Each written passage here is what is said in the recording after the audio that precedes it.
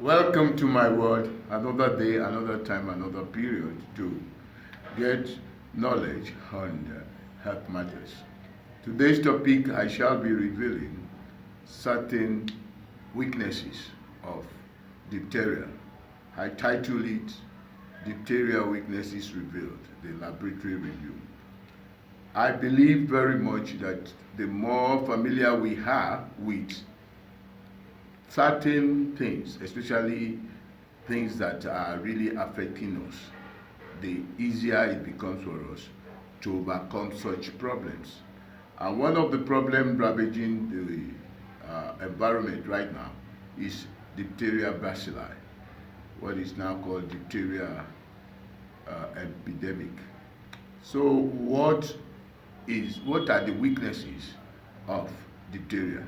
That is what I aim to expose, so that we can have more people going about with confidence doing their thing. It's not that it's not necessary for you to put on the face masks or regular washing of hands, but when you do that with a lot of confidence, you find that you may not necessarily need to put on the face mask when you have acquired enough knowledge. If you like what you are listening to, press the like button, subscribe. It helps to promote my channel. Diphtheria Weaknesses Revealed, Lab Review. The outline: Objective: Introduction. Weaknesses revealed, laboratory diagnosis and prevention. Objective: to create the necessary awareness on how to prevent infection and reduce its incidence and prevalence in developing countries like what obtained in developed worlds. Introduction. Throughout history, diphtheria has been one of the most feared childhood diseases, characterized by devastating outbreak. It is highly infectious. It's characterized as the strangling angels of children because of the false membrane in passage of the upper respiratory tract. The exudate produced from its attack on the mucous membrane is what increases in thickness that covers the airways and could suffocate. The toxin damages the heart and CNS and can lead to death. The development of the harmless form of toxin called toxins has reduced mortality to 5% approximately. These are the children. You can see the nasal diphtheria, the ulcer there. The laryngeal diphtheria, you can see how worrisome and sick the child is. And that's the bone neck, the one that affects the throat, excessive diphtheria of the throat. Weaknesses revealed. The most important virulent factor is the exotoxin. Once you are vaccinated with the toxoid, you are free.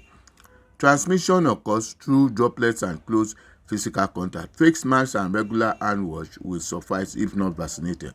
If you are vulnerable to it, you can easily confirm using the shake test. The shake test is in the injection of the toxin to the cutaneous tissue for reaction. If it's positive within 15 minutes or even upward that, then that person is vulnerable. It needs to be immunized, and so that way people are safe.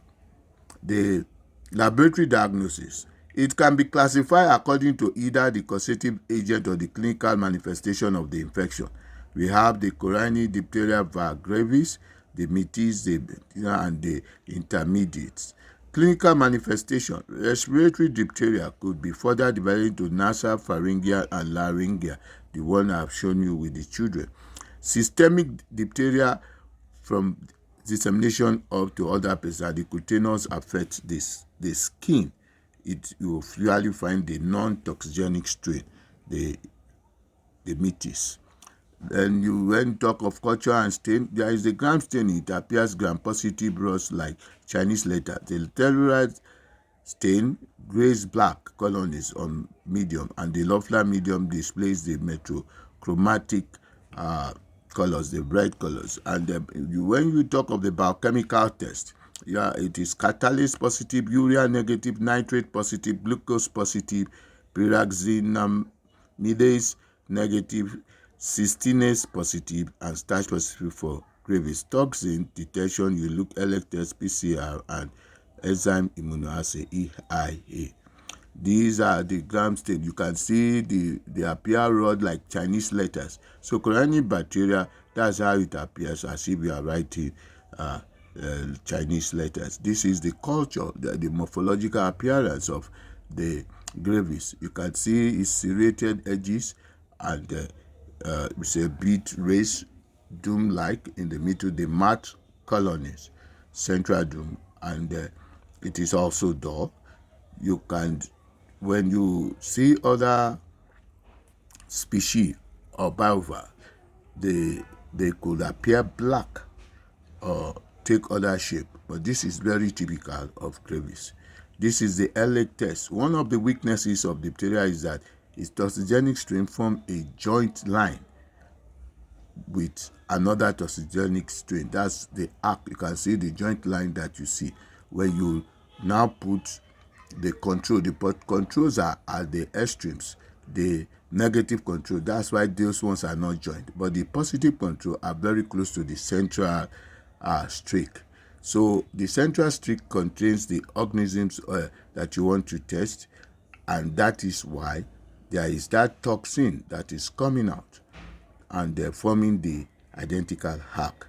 This is also virulent test on rabbits and guinea pig. There is always that when the skin of the rabbit or guinea pig are injected with the inoculum, inoculated in a way, this is what comes out. You see the reaction on their skin, which proves virulence. The prevention, which is talking about how we can really prevent it from happening generally.